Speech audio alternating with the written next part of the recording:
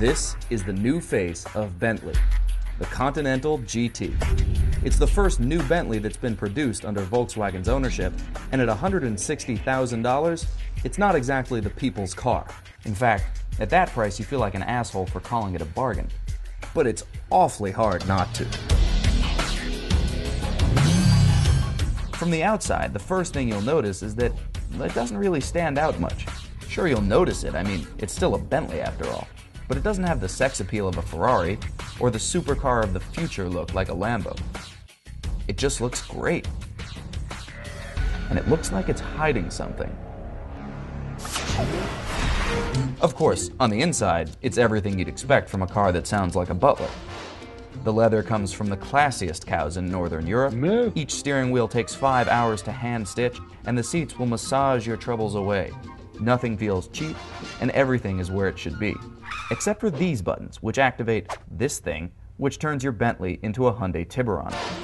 You can fit 2 adults of average size in the back, but don't get carried away with the whole grand touring thing.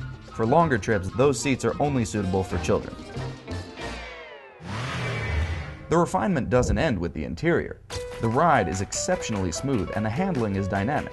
At low speeds it's effortless, and on the highway it's firm and precise. The thing weighs as much as a freaking Range Rover, so it can't corner like a true sports car. But it's not really meant to. It's meant to be comfortable, and it is. So basically, you should think of the Continental GT as the world's greatest butler.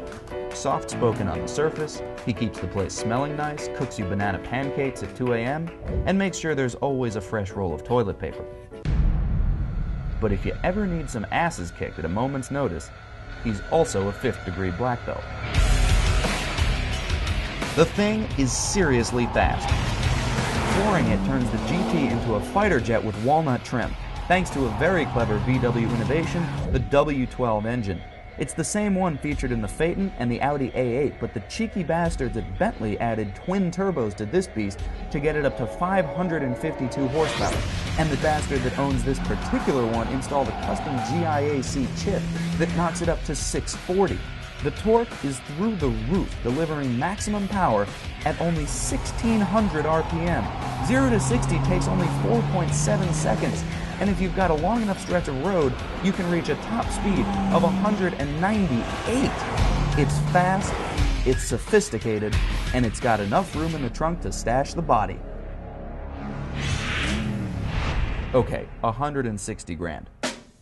But it gets 19 miles to the gallon highway, which is pretty good for a 12-cylinder engine.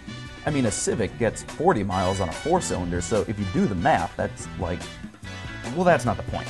The point is, when you consider the power, the luxury, the refinement, and did I mention the power? It's a steal.